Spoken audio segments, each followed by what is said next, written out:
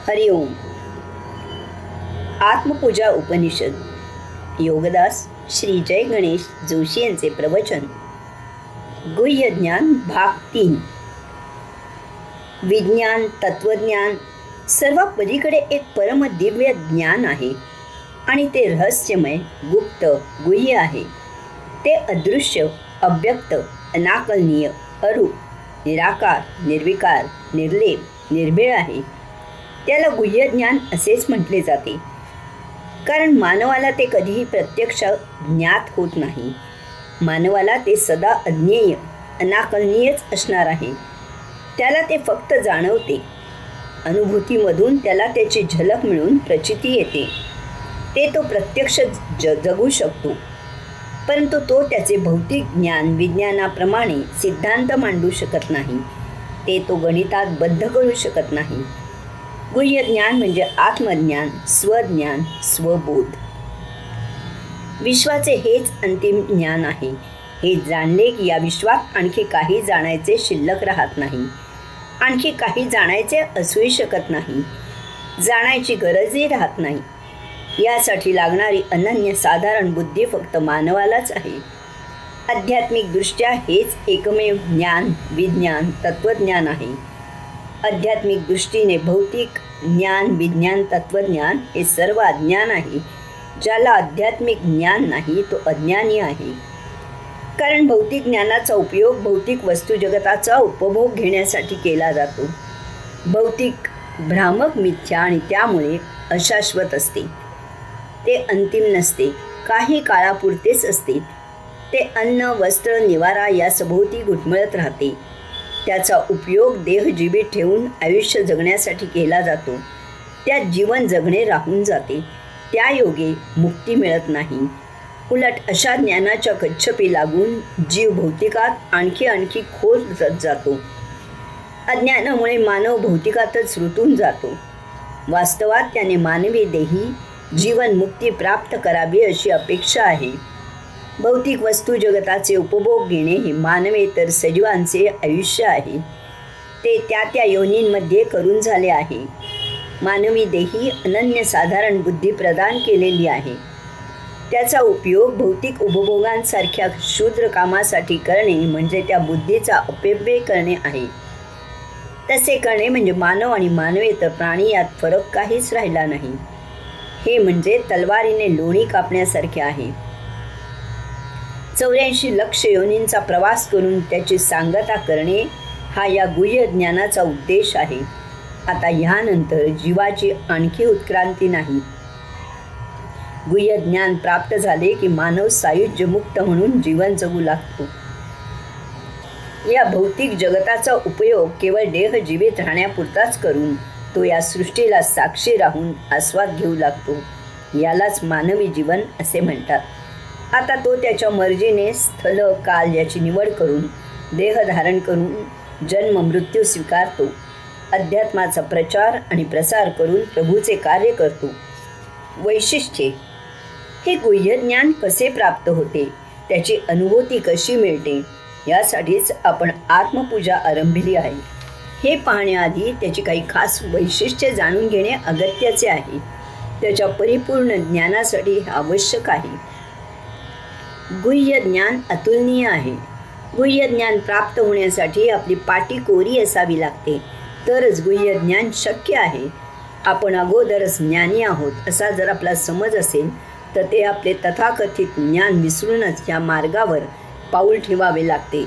तसे केले नाही तर गुह्य ज्ञान प्राप्त होताना त्याची आपल्याला अगोदरच असलेल्या ज्ञानाबरोबर तुलना केली जाते आणि आपण गुह्य ज्ञानाला वंचित राहतो. बरणी अगोदरच पदार्थ भरलेले असले तर त्यात आणखी काही राहणे शक्य नसते. गुह्य ज्ञान कल्पनातीत आहे. येथे तत्वज्ञानाचा काहीही उपयोग नाही. येथे सर्व रोकडा व्यवहार आहे. येथे उधार कल्पना उपयुक्त होत नाही. येथे जर तर असे काहीही नाही. जे काही आहे ती प्रत्यक्ष अनुभूती आहे.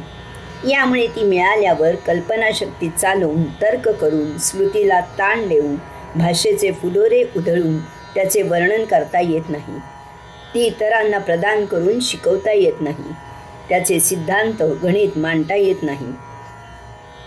गुह्य ज्ञान रहस्यमय, गुप्त, अदृश्य, अव्यक्त, अनाकलनीय, अरूप, निराकार, निर्विकार, निर्लेप, निर्भेळ आहे. ते परिपूर्ण, पवित्र, शुद्ध आहे.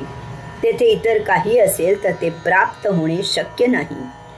त्यामुळे त्याला पांढरा रंग प्रिय आहे. जरा जरी काही मळ डाग असेल तर ते प्रगट होत नाही.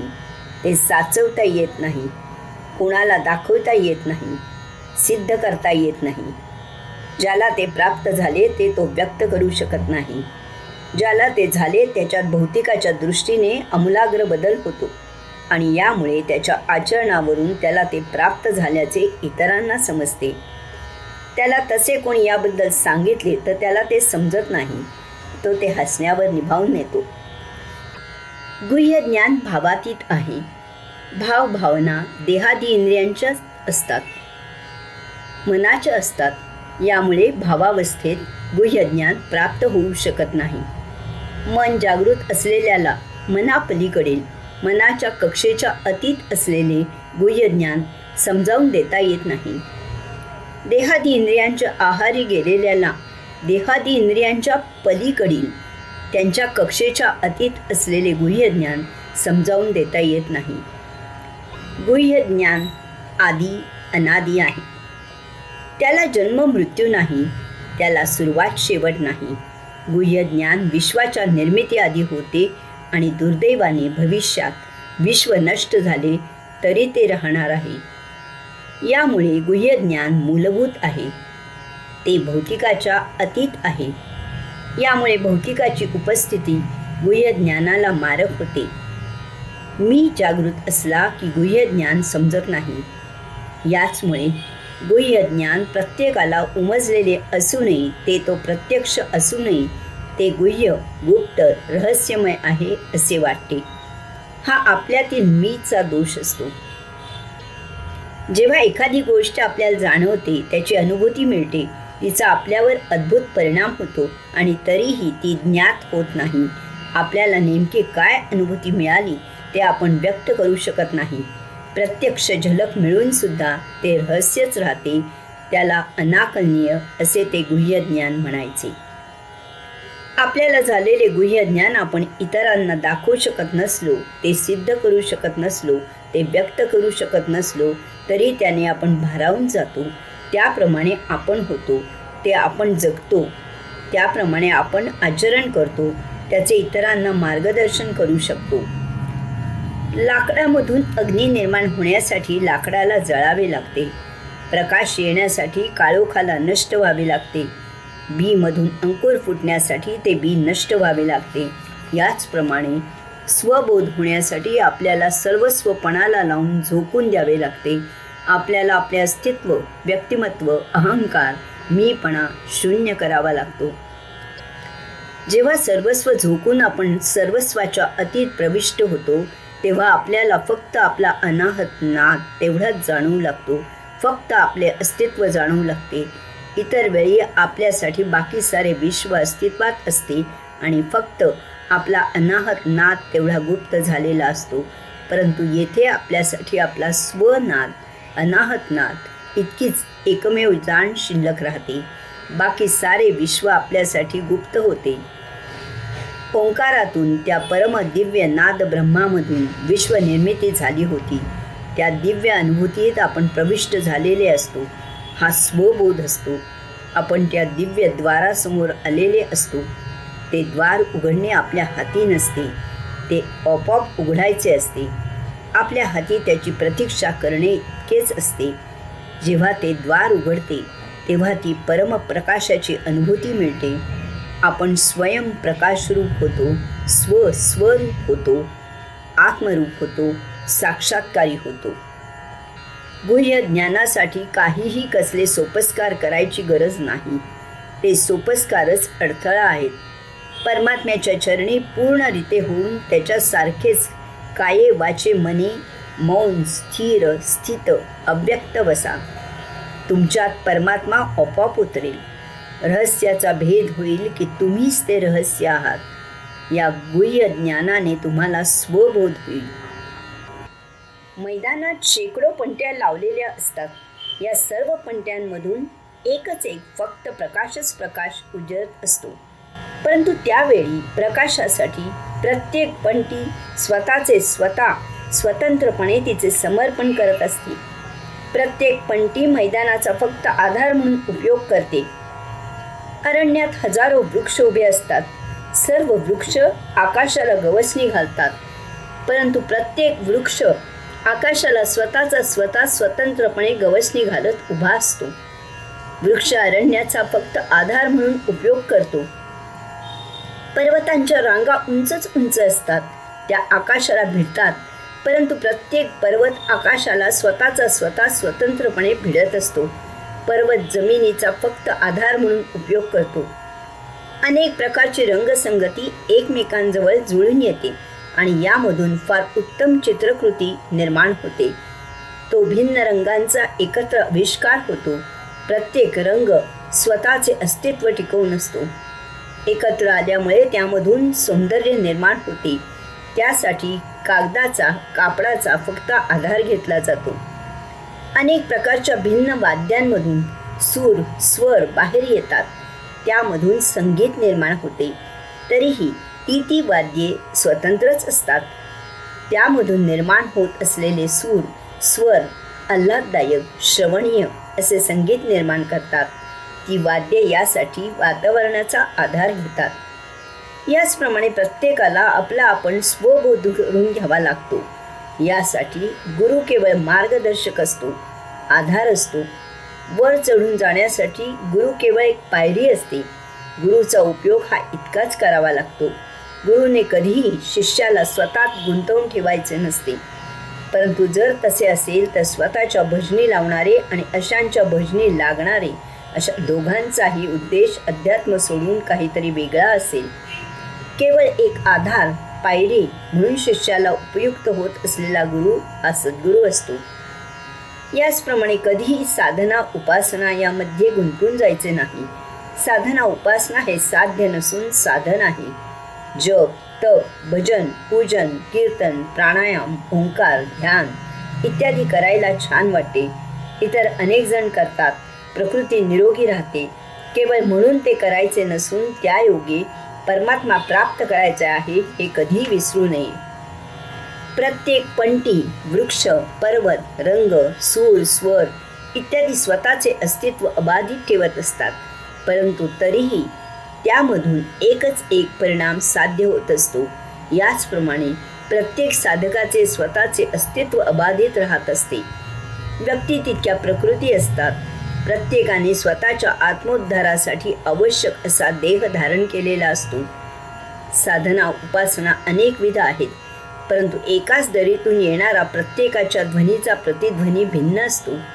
त्याप्रमाणे प्रत्येक साधकाची साधना उपासना एकच एक असूनही अनुभूती भिन्न असते।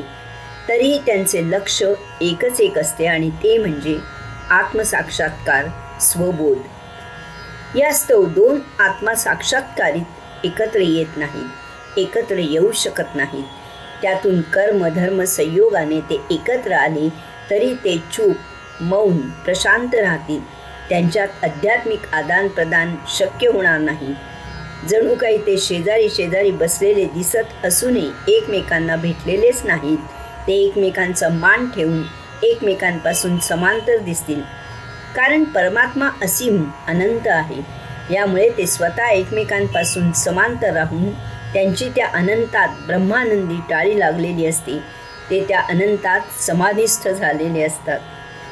समांतर रेषा एकमेकांना मिळत नाहीत। समांतर रेषा एकमेकांना न मिळता अनंताला जाऊन मिळतात।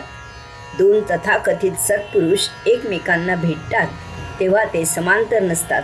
त्यांचे अस्तित्व, भक्ती कुठेतरी तिसऱ्याच ठिकाणी एकरूप होते। उदाहरणार्थ, एखादा स्वामी महाराज, एखादा साधू, बैरागी, गुरु वगैरे ते त्या अनंताचे साक्षात्कारी असू शकत नाहीत। परमज्ञानी संत श्रेष्ठ तुकाराम महाराज आणि समर्थ श्री रामदास स्वामी हे एकाच कालावधीमध्ये एकाच प्रदेशी असूनही एकमेकांना कधीही भेटलेले नाहीत। ते एकमेकांना समांतर होते। भगवान बुद्ध आणि भगवान महावीर हे एकाच कालावधीत हिंदुस्थानात राहत होते. एकदा तर ते एकाच धर्मशाळेत एक रात्र वास्तव्याला होते, परंतु तरीही त्यांची कधीही भेट झाली नाही. हेच योग्य असते. अशांची भेट होणे असंभव असते. त्यांच्याकडे एकमेकांजवळ बोलण्यासारखे काहीही नसते. स्वबोध झालेले पूर्णत्वाला पोहोचलेले असतात. अशी ही 14 वैशिष्ट्ये लक्षात घेण्यासारखी आहेत. त्या योगे आपण हा अतिशय दुर्लभ असा नरदेह सार्थकी लावायचा आहे. मानवी देहाची अनन्यसाधारण बुद्धी सत्कारणी लावायची आहे. 84 लक्ष योनींच्या यात्रेचे साक्षात्काराने मावंदे घालायचे आहे. त्यासाठी साक्षात्कारींचा आदर्श ठेवून साधना उपासना करून स्वबोध करून घ्यायचा आहे. त्या योगे आत्मबोध करून घ्यायचा आहे. त्यासाठी आत्मपूजेचे प्रयोजन करायचे आहे. हरिओम.